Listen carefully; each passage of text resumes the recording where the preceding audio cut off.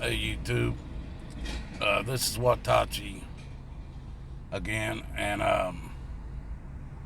this video's gonna be about my father.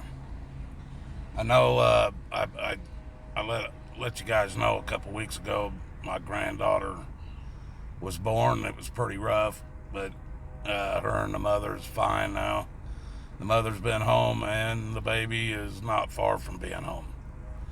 But my father now, that they always say that new life comes in, old life goes out. My father went into the hospital yesterday. Um, he was unconscious. When he was conscious, he didn't know anybody in the family. He was asking for his wife, and my mom was standing next to him. He's 88 years old. He's lived a good long life. But I don't really know if this is the end of his or what's going on. The doctors aren't for sure what's going on with him, but last night was pretty rough on the family and on him.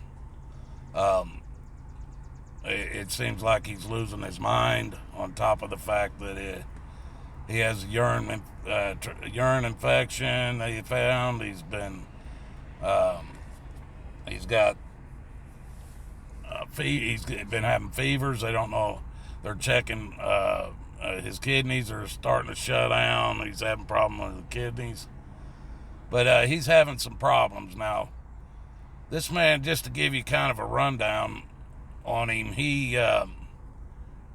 when he was in his 20s, the Korean War was getting up and going good. They had the draft back then in that war. You didn't get a choice whether you wanted to sign up or not. You got drafted and you were taken. But my dad and his two brothers were, all my grandparents died when my parents were at an early age in life. I never met any of them. They were all dead and gone before I was even born, both my mom and my dad's side. But my dad now, him and his brothers, his two brothers, were adopted by a family in Tennessee, and yeah, they had a tobacco farm down there, and these people were good to my dad. But the main reason they adopted my dad and his two brothers was to have help with their tobacco farm. And my dad loved these guys. I mean, even though, and they loved my dad and his brothers. They took care of them. But they knew, in the long run that was why the three boys were adopted together, is to have help with the farm. And they didn't have a problem with that. It was better than living in a home somewhere with a bunch of other kids that didn't have no parents. So, but when the Korean War rolled around, my dad, he went in, and instead of he signed up before the draft actually came out, and he made a deal with the military. He was in the Army. He was an MP in the Army, and he made a deal with them that he would volunteer to go over there and fight in the Korean War in combat for 2 years. As long as if they drafted his brothers wouldn't have to leave the United States. My dad was the oldest one of the three. And the military made this deal with my dad. They told him, all right, if you volunteer to go fight, we'll make a deal with you that your brothers won't have to go fight. Now, they might be drafted, but they won't be involved in the war itself, in the actual combat. And the second oldest brother actually went into the military. The youngest, he didn't go in. He didn't have to. He didn't get drafted. He didn't have to go in. He was 6 years younger than my dad. So, if my dad was in his 20s, 22 or something like that, he wouldn't even have been old enough to go in anyway. But so my dad went, and he was in the Korean War.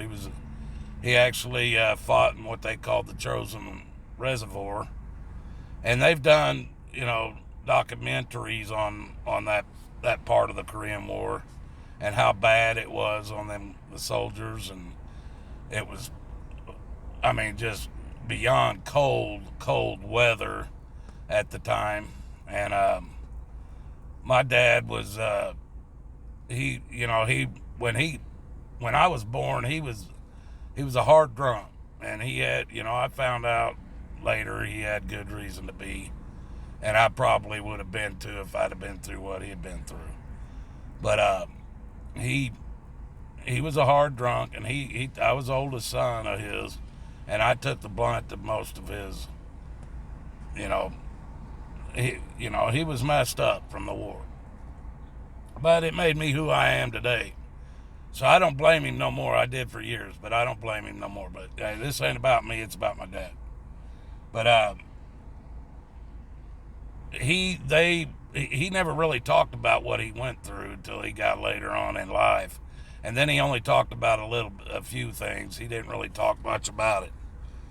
But he talked about how, they hit this same beach 7 times over 2 years. The same beach. They would go in, they'd hit it, they'd push the North Koreans back to what they called the 38th parallel. And then once they got them pushed back to the 38th parallel, the Americans and their allies would back the hell back up, back to that beach, get back on the ships and go back out to sea and let those North Koreans take over that beach again. Now, when these guys hit that beach, their life expectancy wasn't that long, because the North Koreans were already dug in. They had machine gun nests, they had heavy artillery, they had everything that they would set up on that beach. And, so these guys, when they came off the ships, their life expectancies wasn't that long. And my dad hit that same beach 7 times and saw, all the death going on around him. He never got hit once with a bullet, piece of shrapnel, or nothing those 7 times that he went up in there. My dad, like I said, he didn't talk about this stuff. Every now and then we'd be on vacation somewhere, and somebody come up and ask me, is that your dad, William Grooms? And yeah. And they had run over, they was in the military with him, and they knew him, and it would just be, we could be out in the middle of nowhere, and somebody would come up on him, But out of that whole time, before he was finally released, his whole battalion was tied down. They were pretty much cornered, surrounded, and out of his entire battalion, there was only 25 of them or 28 of them left that was still alive. And they were shooting at anything that moved in order to stay alive. My dad, when he was finally found, he was frozen from the waist down. And he was shooting at anything that moved to try to stay alive. He knew he didn't think he was going to come out of there alive. Well, finally, he starts hearing somebody yelling at him, and so he stops to really listen, and it's these American Marines. And they're yelling at him and the other 24, 26 people that are left to stop firing at them. They're there to help them. So they do. And they let the Marines come in there and save what was left. Now,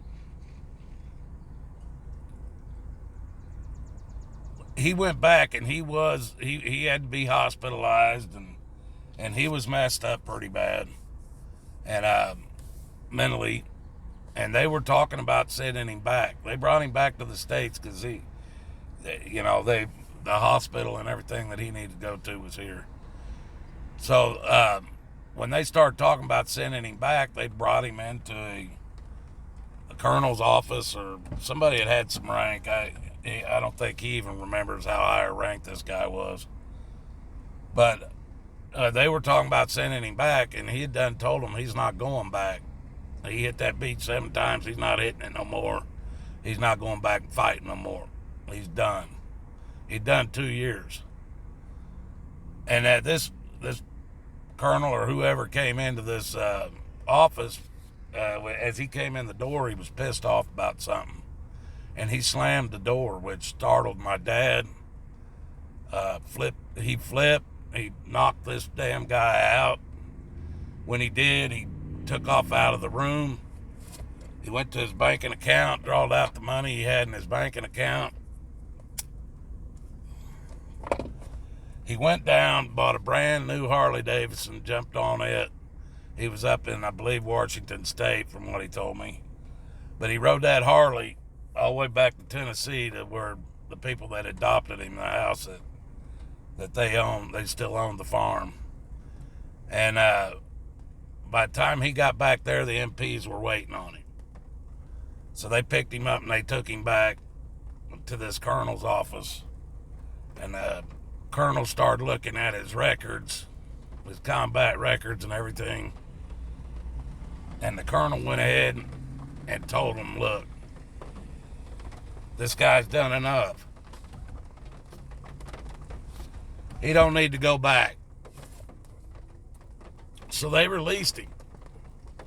He thought he was going to go to jail, but they released him under honorable conditions. And he's considered a Korean War combat vet. Now, we didn't know what, because he never really talked about it. We really didn't know half of what he went through, or even a third, or anything like that. He had told me it was some pretty bad crap, but he never talked about it. So, it's starting to rain here. But, just about it hadn't even been a year ago, probably this year, matter of fact, he was having to get some stuff done, and he needed to go through the VA for health problems, and the VA demanded to see his DD-214 to prove he was a veteran. And so he had to file to get another copy because he had lost the one he had. And he was able to get a copy of it. He wasn't able to get a copy of it because there was a fire somewhere that happened. And all of his records were destroyed. So him and my mom started digging through all their saved paperwork from who knows how far it goes back, probably 70s or 80s. And they did find his DD-214. And those of you that's been in the military, you know what a DD-214 is. But those of you that don't, a DD-214 is the paperwork you get from the military to prove you were honorably discharged from the military and that you are a vet. But when we pulled out that DD-214 and started looking at it, it states right on it that my dad received 2 Bronze Stars and a Silver Star for actions that he did while in combat. Now, these 3 stars are different levels of heroic things that they did in the middle of combat. And we never knew about them. Matter of fact, he never talked about them, and he forgot that he had ever even gotten them.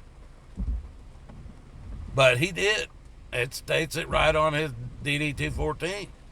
And so I started looking them up, and it's, we didn't know. He was a damn war hero. No, he wasn't the highest decorated war hero of his time. No, but he was a decorated war hero. And he's still alive, just so you guys know. But I'm just telling you this story about him because he don't talk about the war. He don't talk about things that people that have been in the Iraq War, Afghan War, or any one of these other little wars that America's been tied up in causing for whatever reasons. He wasn't. He was probably in one of the last wars, or it was one of the last wars that where the draft was involved. They did that in Vietnam too. So Vietnam was the last one, but there. I've talked to a lot of people. Even my wife's dad was in World War II, and the people I talked to. Now there was some Vietnam War vets that would mutter these words, but I don't know of any out of all the people, and I think my generation's probably going to be the last generation to know anybody that was in the Korean War or the World War II whatsoever. Any generation past mine, they may know somebody that was in Vietnam War, but unless you're my age or older, you're not going to know anybody probably. If you do, they might have been a great grandfather or grandfather or something. But I've actually talked to these people that were in these two wars, and never heard one of them mutter these words. I fought for your rights and your freedoms. I signed up. I fought for your Constitution. You owe me, basically, is the way it's said. You know. And I tell you what, there's only, I've heard it come out of Vietnam vets' mouths, but it's usually not the people that have seen combat that say it. It's usually the clowns that were maybe in the military while the war was going on, but they never saw any combat. But these guys, and this is why I'm you know what? I'm mainly putting this video out because I'd like to get some prayers from all of you guys that believe in a creator, that believe in a higher power. Get some prayers for my dad. He needs them right now. I don't know if he says he believes in God and a creator, but I don't know if he does. He don't really talk about it.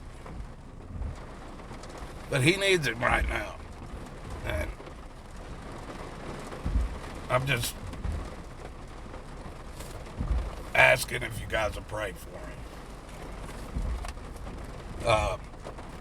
But the people that are my age or that are from my generation and younger, a lot of my buddies, people I went to school with, they were in Operation Desert Storm. Maybe if they're a few years older than me, they might have been in the end of Vietnam when there really wasn't no fighting going on. They could have been involved in Operation Desert Storm, the Iraqi War, and Afghanistan War, depending on how long they were in. But I've known some people that were tied up in all three of those. And these people want to sit around and brag about how they fought for our rights and freedoms. This is why I'm so hard on the American military.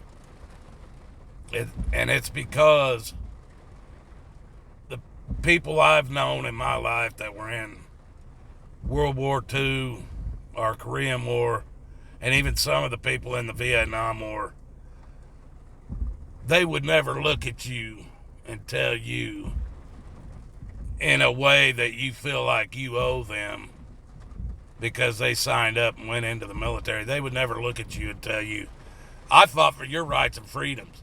I fought for your Constitution that gives you the rights to do what you do out here. None of them. And I'll tell you why.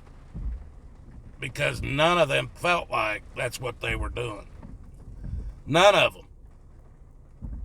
My dad would tell you that the Korean War was nothing more than population control. Because when you drafted all the men from this country and you put them overseas and you run them in onto the same beach 7 times and then back run them on that beach, run them up to the 38th parallel, all the people dying in the process, both sides, and then you run them back out to sea and let those North Koreans take that land back over again and then hit them again. And he did it 7 times. We don't know how many times they hit that same beach, but he did it 7 times. And he will tell you he wasn't there for your rights and freedoms. He was there for another reason, and he believes it was population control. Because he's seen so many men dying that they weren't back home having sex with the women and having babies is what it kept from happening. And these women, they had to go to work. They had to build the tanks. They were building the bombs. They were building the stuff needed for the war because there wasn't no men back here to do it. And the few that couldn't get drafted weren't worth the crap anyway. So, you know, and I hear, I can't say I've ever heard a Vietnam veteran say it, but I've seen them say it on YouTube. I personally haven't heard them say it. But I can tell you this, I've known people, Marines, Army, Green Berets, Air Force people, Navy people, that they tell everybody that is willing to listen, hey, I fought for your rights and freedoms. I fought for the Constitution when they were in the military, whether they seen combat or not. Whether they seen combat or not. And the ones that did see combat, they're the worst. Be honest with you, because they're the ones bragging the hardest. And I get mad at them. Now, I respect everybody that ever signed up for the military. But by God, tell the truth. Just like when I signed up back in 1982. When I signed up, I didn't sign up because I was a patriot.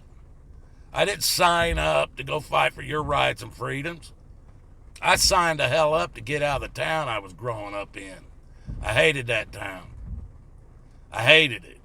The whole state of Indiana was pretty much run by a grand wizard of the KKK. The town I grew up in didn't even allow black people. We had one black guy in my town, and the only reason was because he was a football player. I think he was a quarterback, and we lost a good quarterback at our high school, so they allowed this family to move in there. But that was about the only black guy I ever seen in my town when I was a kid. That's just the way it was, people, back then, back in the 60s and 70s. Now, that's why I signed up to get the hell out of Indiana. And that's why a lot of people sign up, because they want to change in their life. They're out of high school. They don't know what they're going to do. Maybe if they go in the military a little while, they can get some schooling or get some training in the field that they can come out and make a living at once they get out. It's either that or you choose to go work at fast food joints, movie theaters, or something like that. And so, but these guys, this is why I get so mad at these vets. They want to tell me they fought for my rights and freedoms, but they can't. They have never in their lives, or anybody else, they never fought for my rights and freedoms. They didn't fight for your rights and freedoms. They were fighting for the whatever corrupted bullshit the corporation of the United States of America wanted done. Whether it was control of oil, money, power, people, whatever it was, but it was not for our rights and freedoms. And I've said this time and time again to these soldiers and vets. If you fought for my rights and freedoms, how come I've never heard of any march on Washington, D.C. by any vets, military, or anything else? Because they're the only people in this world that can fuck with our rights and freedoms. They're the only people. They're sitting in Washington, D.C. You don't even have to cross an ocean to get to them. And nobody fucks with them.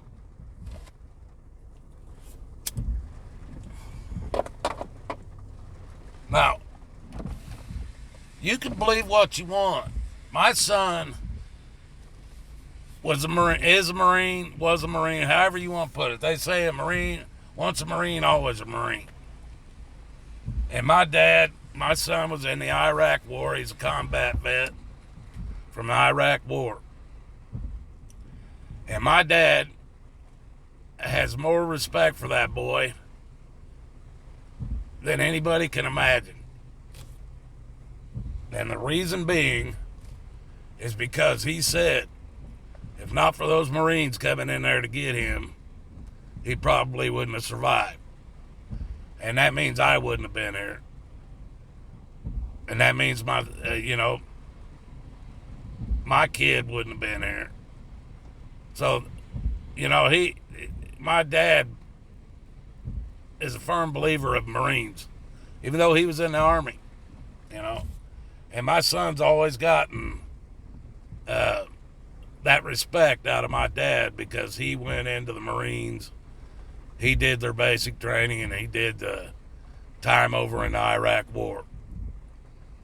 And I give all soldiers respect. Anytime I see somebody in a uniform, and I don't care what uniform it is, I walk up and I tell them, thanks for your service, and I back them.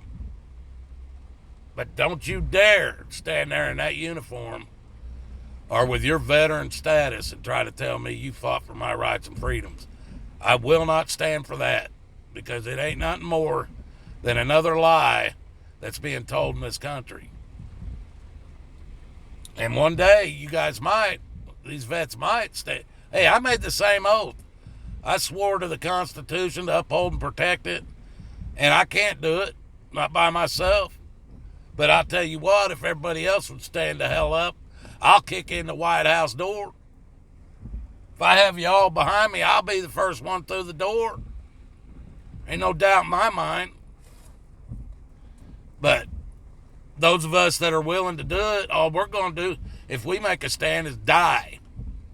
And all you guys that aren't willing to do it will just write us off. And it's going to take everybody in this country to get this country back. But I just, I kind of want to give you guys an idea. It's not that I have anything against any veterans. First place I ever learned pride. And if you ever do a basic training, you'll understand what pride is real quick.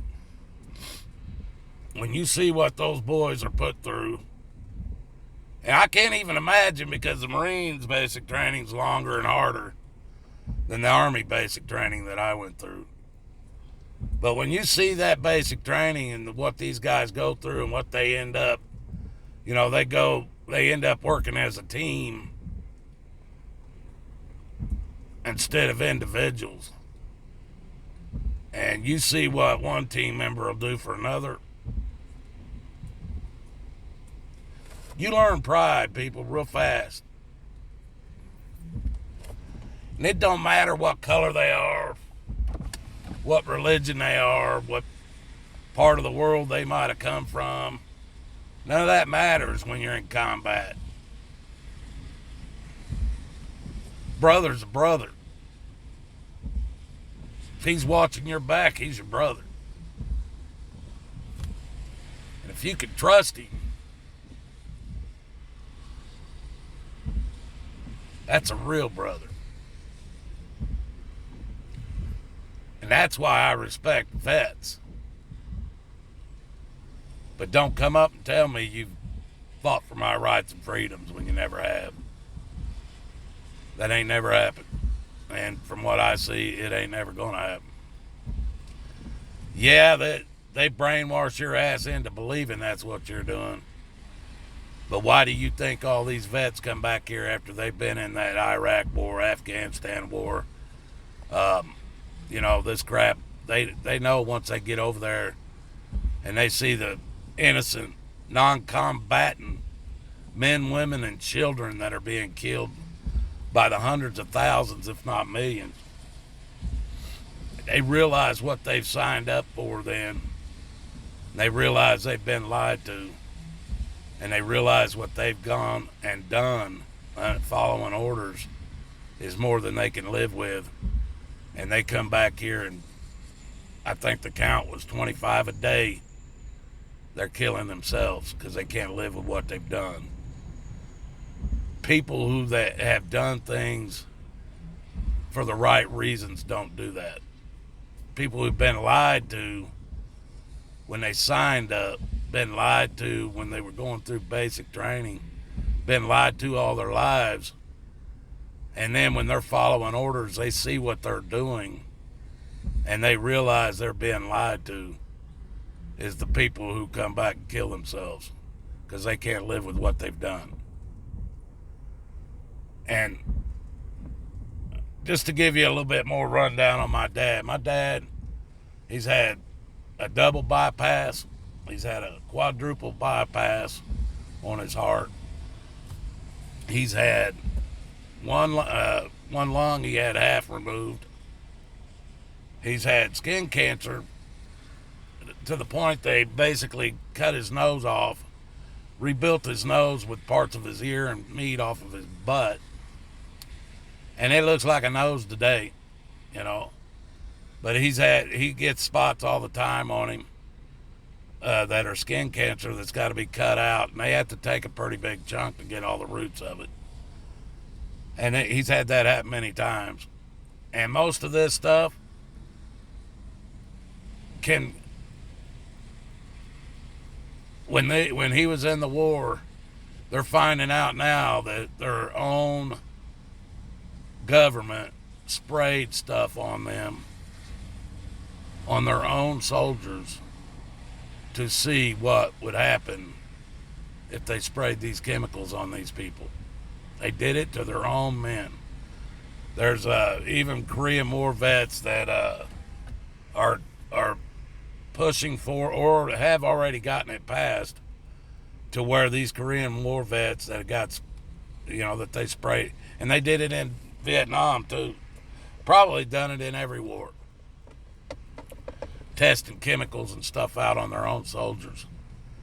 But there are a couple of Korean War vets that got it, some legislation passed that if these guys realize it before they're dead, they could sue the United States military or the government and get paid for what they've done to them.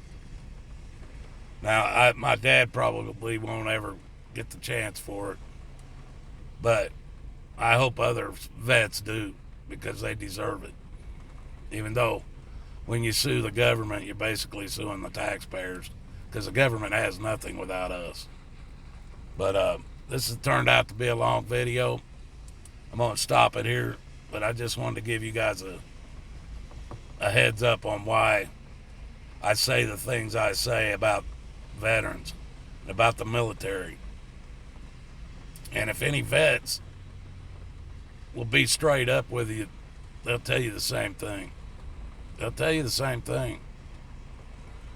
If they're not going to be straight up with you and they just want bragging rights, or they just want to be able to hold something over your head, and I've had some friends do that, try to make them out to be, because they were Marines, that they were bigger and better man than me. I don't put up with that shit. I'll put you in your place. But you know what, you guys? I'm still asking for you guys to pray for my dad. I appreciate it if you do. If you don't, that's fine too. But may God bless us all in the long run, because we're going to need it. You guys have a good day out there.